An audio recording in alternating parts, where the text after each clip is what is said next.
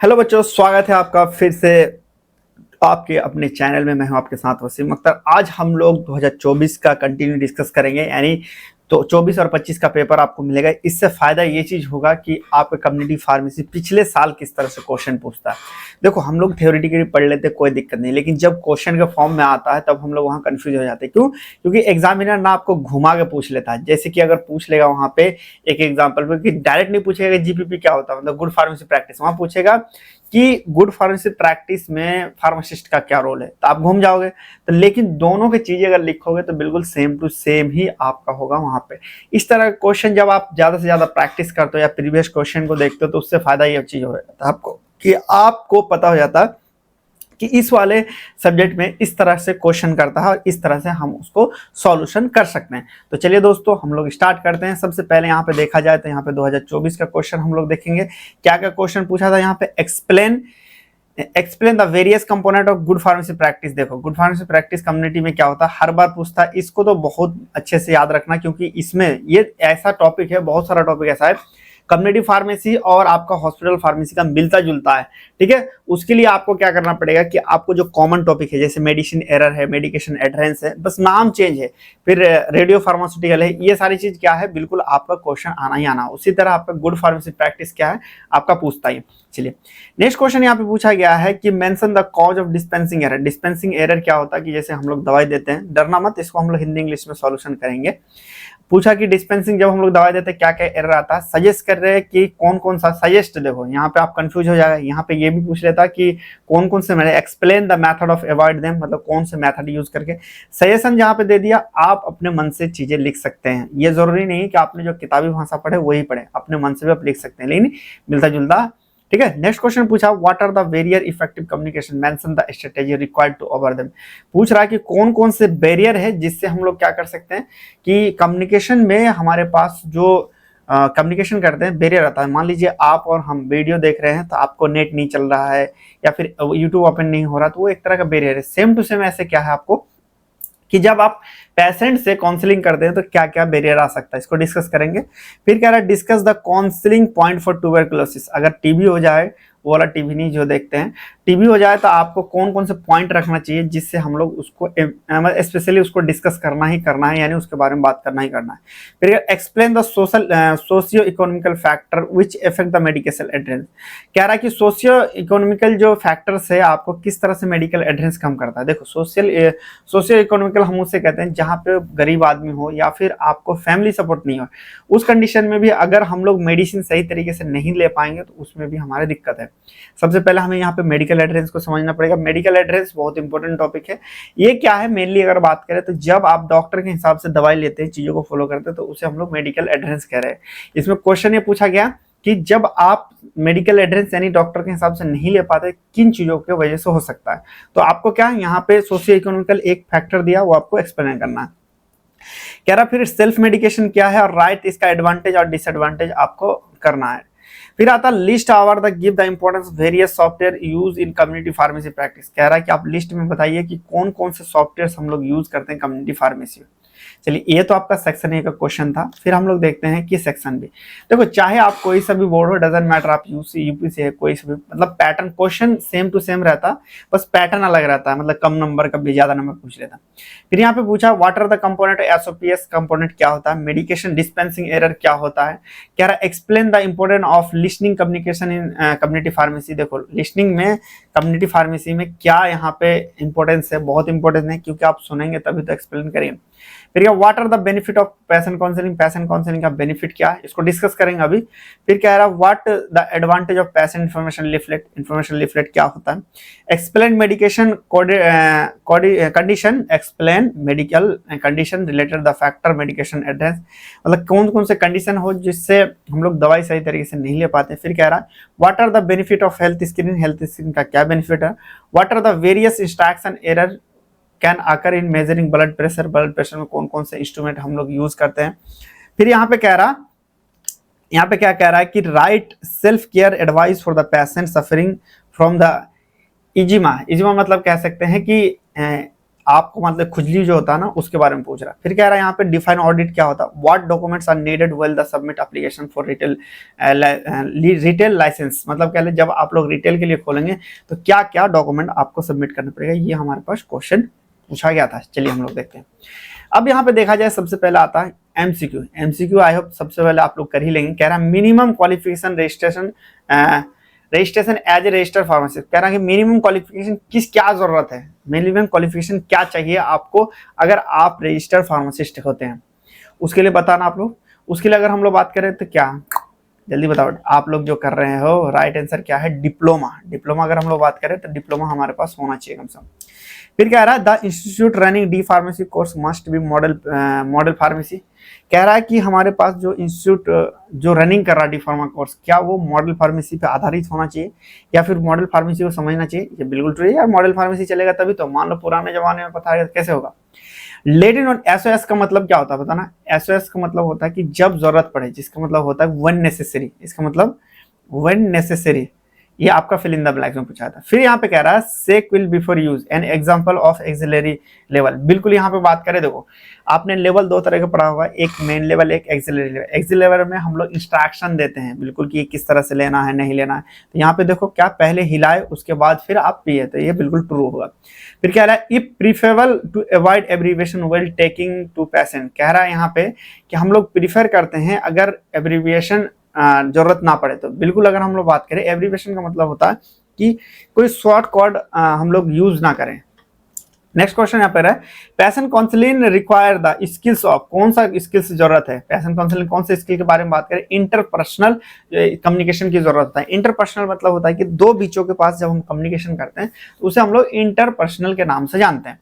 फिर कह रहा है ibuprofen is taken. Ibuprofen taken हम लोग कैसे लेते हैं बताना आप लोग, इसका क्वेश्चन कमेंट में बताओ।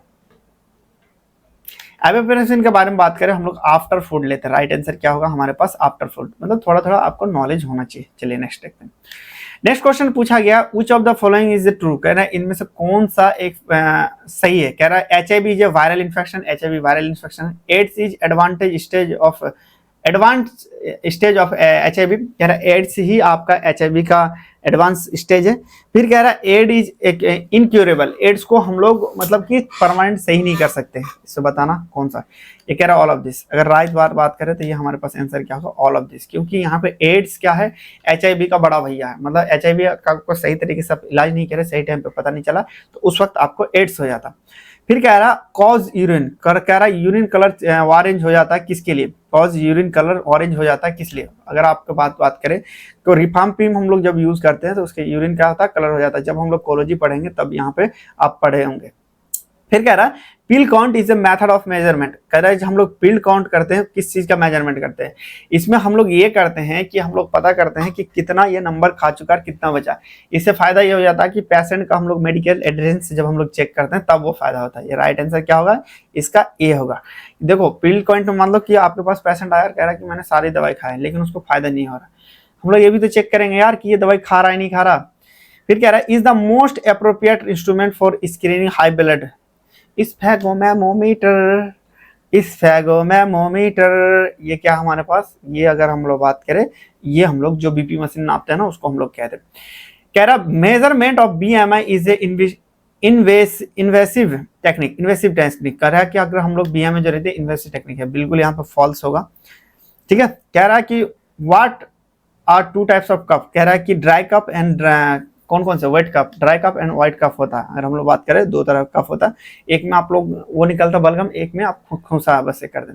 कह रहा है the full form OTC. OTC का मतलब क्या होता है ओवर द काउंटर मेडिसिन। क्या है over the counter medicine,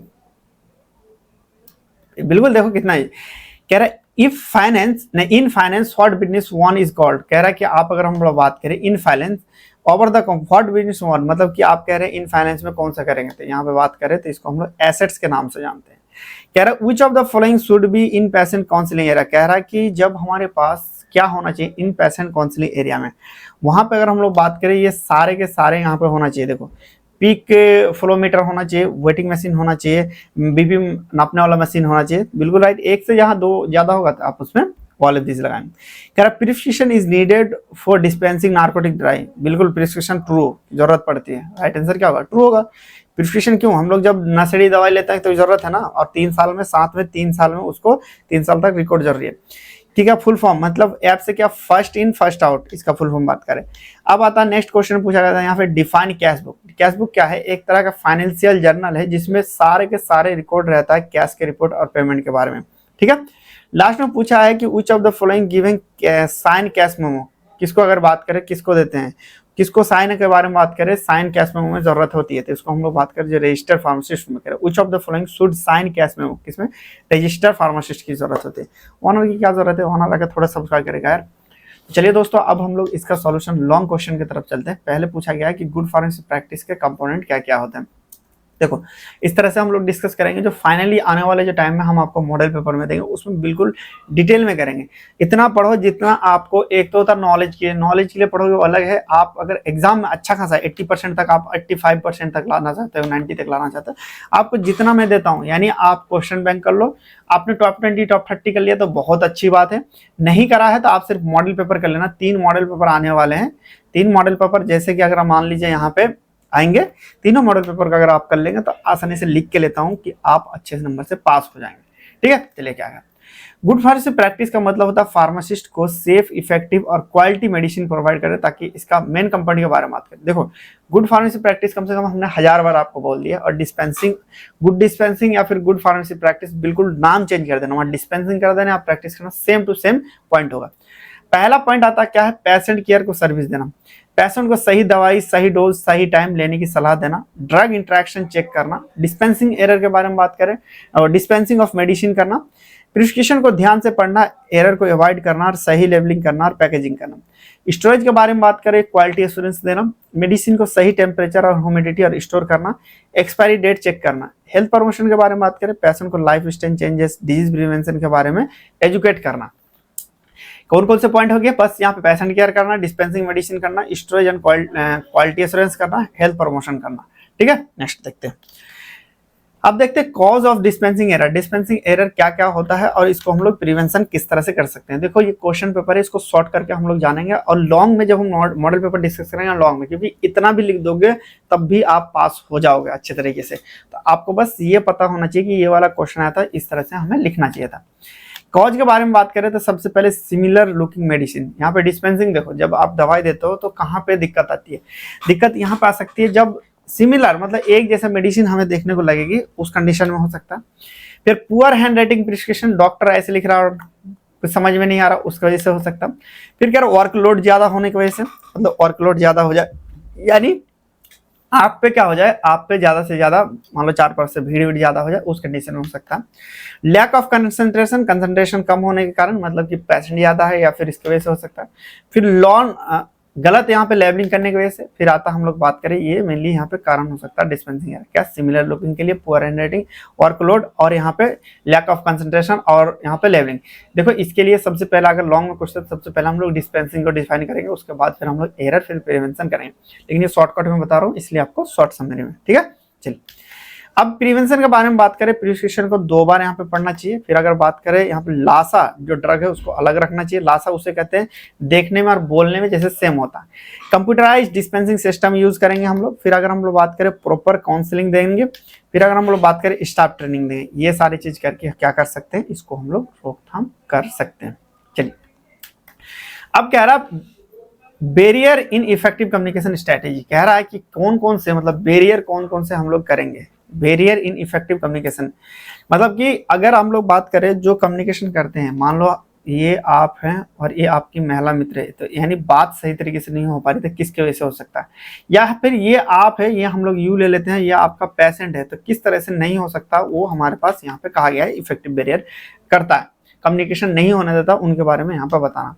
barrier का मतलब होता है रुकावट, जैसे कि यहाँ पे लैंग्वेज बैरियर हो सकता है। फिर अगर हम लोग बात करें लैक ऑफ प्राइवेसी, हमने प्राइवेसी नहीं दिया, मान लो उसे खुजली हो रहा है और आप 10 लोग बैठे हैं, 10 लोग, वो कैसे बताएगा, नहीं बता पाएगा ना।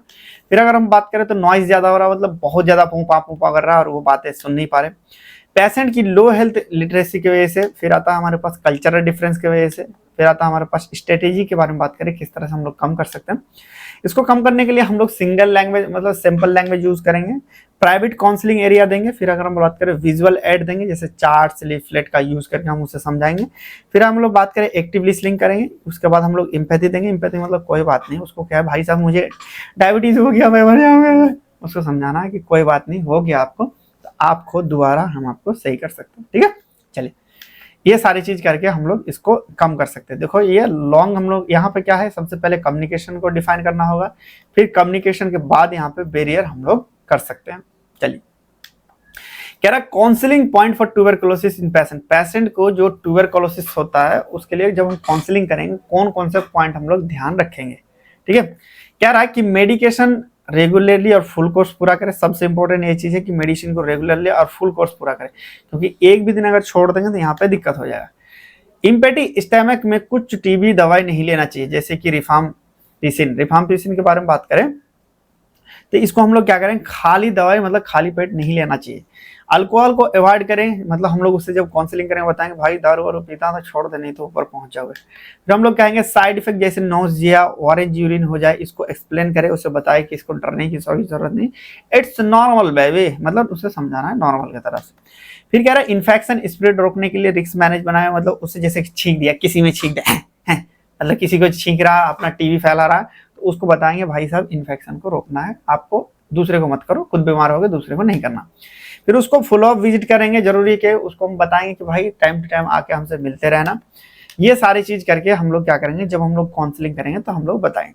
तो देखो इस वाले पॉइंट में अगर हम लोग लॉन्ग क्वेश्चन पूछे तो सबसे पहले काउंसलिंग को define, counselling is the process in which gathering of data from the patient of medical history, मतलब हम लोग क्या करते हैं कि पेशेंट का मेडिकल हिस्ट्री को गैदरिंग करते हैं।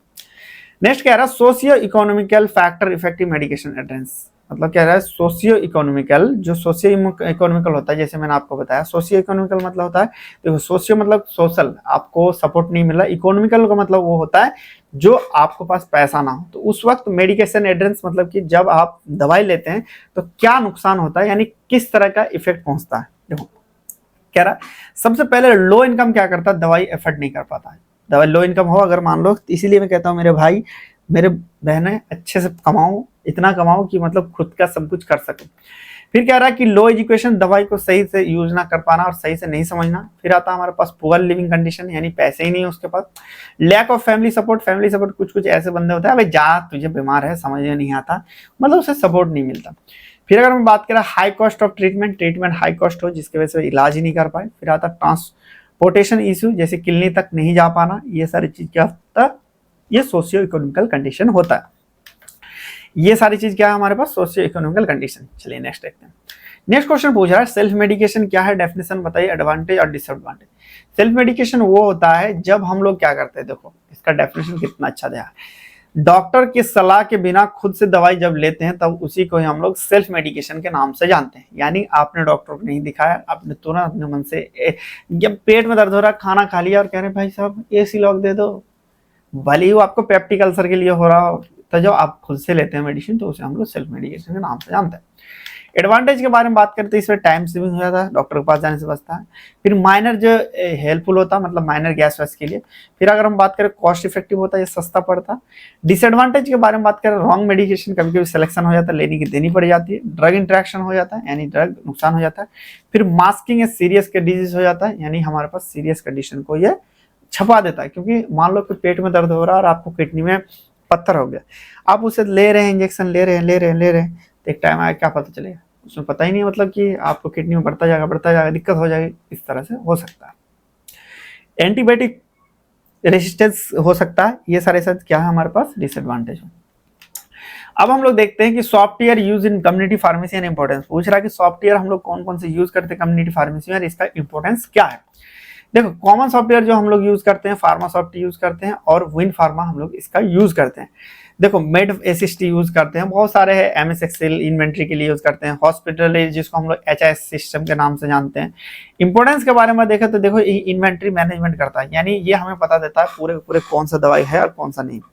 फिर बात करें बिलिंग फास्ट हो जाता है इससे, इसके बारे में बात करें ड्रग इंटरेक्शन चेक करने में इजी हो जाता है, पेशेंट रिकॉर्ड्स मेंटेन करता है। फिर अगर हम लोग बात करें एरर रिड्यूस करता है, ये सारे क्या करता है हमारे पास इंपॉर्टेंस क्या क्या, इन्वेंट्री मैनेजमेंट को आसान करता है, बिलिंग फास्ट करता है, ड्रग इंटरेक्शन को चेक करता है, पेशेंट रिकॉर्ड्स को मेंटेन करता है और एरर को ये रिड्यूस करता है। ठीक है, ये सारे क्या है इसके बारे में अगर आपको ये पीडीएफ चाहिए था ये हमारे ऐप को डाउनलोड कर सकते हैं, वहां पे आपको इसका पीडीएफ मिल जाएगा। ठीक है, अब ये जो पीडीएफ के बारे में बात करें तो ये आपको बिल्कुल फ्री में मिलेगा, टेंशन नहीं लेना है इसके लिए। ठीक है, वहां पे आपको मिल जाएगा। चलिए अब देखते हैं पार्ट 2 को, हम लोग थोड़ा सा इसको बारे में डिस्कस करते हैं। पार्ट 2 में बारे में बात करें, सबसे पहले पूछा है कंपोनेंट, एसओपीएस का कंपोनेंट हो क्या है। एसओपीएस का जब भी ऐसा चीज एसओपीएस हुआ, जीपीपी हुआ, एफआईपी हुआ, ये सारी चीज का क्या फुल फॉर्म जरूर आपको पता होना चाहिए। स्टैंडर्ड ऑपरेटिंग प्रोसीजर इसका फुल फॉर्म होता है। सबसे पहले क्या लिखना, स्टैंडर्ड ऑपरेटिंग प्रोसीजर। यहाँ पे जब आंसर लिखोगे तो आंसर करके component of standard operating procedure. देखो स्टेप बाय स्टेप प्रोसीजर करते हैं। सबसे पहले यहाँ पे रिड्यूस रिक्वायर्ड मटेरियल या फिर इक्विपमेंट हम यहाँ पे करते हैं। फिर अगर हम बात करें डॉक्यूमेंटेशन और रिकॉर्ड चेकिंग करते हैं। फिर आता है रिवीजन हिस्ट्री करते हैं। ये सारे क्या मेनली हमारे पास 4 हम लोग स्टेप करते हैं कंपोनेंट इसके बारे में। नेक्स्ट कह रहा dispensing error, what do mean the dispensing error, होता क्या, मेडिसिन क्या करते हैं, मेडिसिन डिस्पेंसिंग करते समय होने वाली मिस्टेक को ही हम लोग डिस्पेंसिंग एरर कहते हैं। क्या है, मेडिसिन डिस्पेंसिंग करते समय होने वाली मिस्टेक को ही हम लोग डिस्पेंसिंग कहते हैं। जैसे कि गलत डोज देना, गलत पेशेंट को देना, या गलत लेवल दे देना, या गलत रॉन्ग स्ट्रेंथ दे देना, कम्युनिकेशन इश्यू करना, लाइक जो साउंड होता है उससे भी एरर होता है। यानी हमें समझ में आया, मान लो कि वो सारी चीज जिसे किसी भी तरह से दवाई सही तरीके से वो ले नहीं पाए, चाहे आपकी गलती हो, पेशेंट की गलती हो, या किसी चीज की गलती हो, उसी को हम लोग डिस्पेंसिंग एरर के नाम से जानते हैं। अब कह रहा है इंपॉर्टेंस ऑफ लिसनिंग। देखो सुनने की आदत डालोगे तो अगर शादीशुदा इंसान हो तो लाइफ सक्सेस होगी, क्योंकि वाइफ भी तो सुनाएगी आपको, तो सुनने की आदत अभी से ही डालो, ज्यादा बेनिफिट है। कह रहा है कि क्या स्किल है, अगर देखो मजाक कर रहा था, अगर बात करें यहाँ पे सबसे बड़ी बात, तो यहाँ पे कम्युनिकेशन स्किल्स क्यों जरूरी है, लिसनिंग स्किल्स क्यों जरूरी है। लिसनिंग इसलिए जरूरी है क्योंकि पेशेंट का आप सुनोगे नहीं तो दवाई कहाँ से दोगे, पूरा का पूरा कहानी बताएगा तभी तो आपको पता चलेगा कि हो क्या रहा। पेशेंट को बात को ध्यान से सुनने से करेक्ट इन्फॉर्मेशन मिलती है। बिल्कुल इसी तरह बीवी की बात सुनेंगे तो आपको करेक्ट इन्फॉर्मेशन मिलती है। फिर कह रहा मिसअंडरस्टैंडिंग कम होती है और ट्रस्ट बढ़ता है। क्या होता है, मिसअंडरस्टैंडिंग कम होती है और ट्रस्ट बढ़ता है, क्योंकि हमें क्लियर चीजें पता चलती है। फिर कह रहा है बेटर काउंसलिंग और सेफ मेडिकेशन यूज पॉसिबल होता है। क्या है, हम जब पता होता है अच्छी तरीके से चीजें तो हम लोग उसे अच्छे मेडिसिन देते हैं, बेटर काउंसलिंग हो सकता है। ये सारे क्या है हमारे पास इंपॉर्टेंट है लिसनिंग सुनने का। देखो इसमें सबसे पहले हमारे पास इस तरह से लिख सकते हैं। नेक्स्ट क्वेश्चन यहाँ पे पूछा गया benefit of patient counselling. Patient counselling का ही तो सब बेनिफिट है यार। किसी को गुस्सा आ रहा है उससे 10 मिनट बात कर लो, सारा गुस्सा खत्म हो जाता है। सबसे पहले देखें पेशेंट को मेडिसिन सही तरीके से यूज करना आता है, इसमें सबसे पहले बेनिफिट होता है। दूसरा क्या है, एडरेंस को इंप्रूव करते हैं। एडरेंस मतलब सही तरीके से मेडिसिन को लेने के लिए इंप्रूव करते हैं। साइड इफेक्ट, प्रिकॉशन और लाइफ स्टाइल एडवाइस को समझ में आता है। ये सारे क्या है इसका काउंसलिंग का बेनिफिट है। 3 पॉइंट भी लिख दोगे तब भी आपका चल जाएगा। नेक्स्ट यहाँ पे क्वेश्चन कह रहा है, बात करें नेक्स्ट क्या कह रहा है, एडवांटेज ऑफ पेशेंट काउंसलिंग। अगर हम लोग बात करें एडवांटेज क्या होता है पेशेंट इन्फॉर्मेशन लिफलेट का।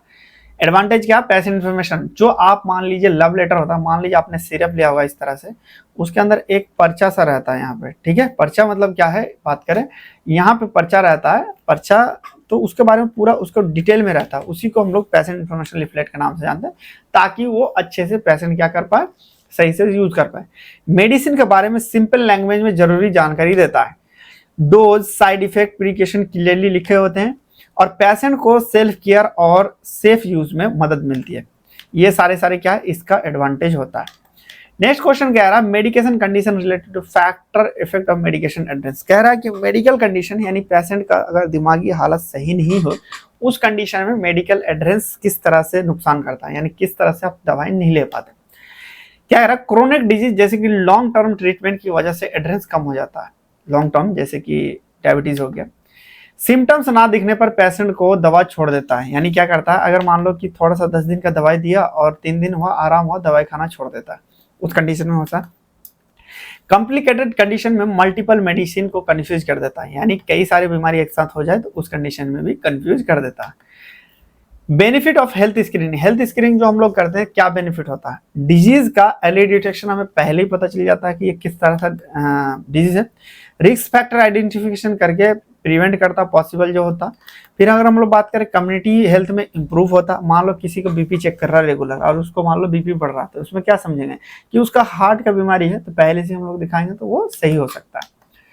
नेक्स्ट कह रहा है इंस्ट्रूमेंट एरर इन मेजरिंग। कह रहा है instrument error in measuring blood pressure क्या होता है? देखो, सबसे पहले कप साइज या रॉन्ग साइज गलत हो जाए, फिर प्रॉपर कप प्लेसमेंट ना हो, यानी कि आप जो हाथ रहता है इसको अच्छे तरीके से ना बंद करें, फिर फैकल्टी या फिर जो कैलिब्रेटेड हो, स्पैगोमीटर ना हो।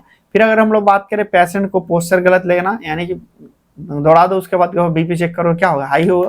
या बीबी से झगड़ा करवा दो और फिर क्या होगा? बीपी तो हाई होगा। फिर कह रहा है यहाँ पे सेल्फ मेडिकेशन एडवांस। अगर मान लो सेल्फ मेडिकेशन हो जाए इस बीमा में, क्या होता है? देखो, इस चीज को हम लोग मॉइस्चर रखने की कोशिश करेंगे और फ्रेगनेंस और क्रीम का यूज करेंगे। फिर हॉट वाटर को अवॉइड करेंगे और माइल्ड सॉप यूज करेंगे। स्कैचिंग हम लोग अवॉइड करेंगे, यानी खुजली करें तो खुजली नहीं करेंगे उसको। ये सारी चीज करके हम लोग क्या कर सकते हैं? सेल्फ मेडिकेशन कर सकते हैं खुजली में। नेक्स्ट क्वेश्चन कह रहा है कि डिफाइन ऑडिट। ऑडिट होता क्या? ऑडिट एक सिस्टमिक रिव्यू है जिसमें फार्मेसी प्रैक्टिस, रिकॉर्ड और प्रोसेस चेक किया जाता है। क्या है? फार्मेसी प्रोसेस में रिकॉर्ड को पूरा चेक करते हैं। फिर यहाँ पे पर्पस देखा जाए तो यहाँ पे क्वालिटी इंप्रूव करना, सेफ्टी इंप्रूव करना इसका काम रहता है। Documentation need for retail sale में क्या होता है? सबसे पहले एप्लीकेशन फॉर्म जरूरत पड़ता है, फार्मेसी रजिस्ट्रेशन सर्टिफिकेट जरूरत पड़ती है, प्रीमाइसेस जो रेंटल या फिर अपने हैं तो कागज जरूरत पड़ता है, आइडेंटिफिकेशन एड्रेस प्रूफ की जरूरत पड़ती है, रिक्वायर्ड फीस की जरूरत पड़ती है। ये सारे क्या डॉक्यूमेंट की जरूरत पड़ती है। और भी डिटेल में अगर आपने नहीं पढ़ा तो आप हमारे साथ ज्वाइन कर सकते हो, जिसमें आपको important topic, model paper practice, important question paper, ये सारे मिलने वाले हैं वहाँ पे। आप वहाँ पे जाके हमारे ऐप को डाउनलोड कर सकते हो, हमें फॉलो कर सकते हो, और कोई भी चीज़ हो तो आप हमें यहाँ पे मैसेज कर सकते हो। चलिए दोस्तों, फिर मिलेंगे नेक्स्ट लेक्चर में। तब तक के लिए बाय बाय, टेक केयर।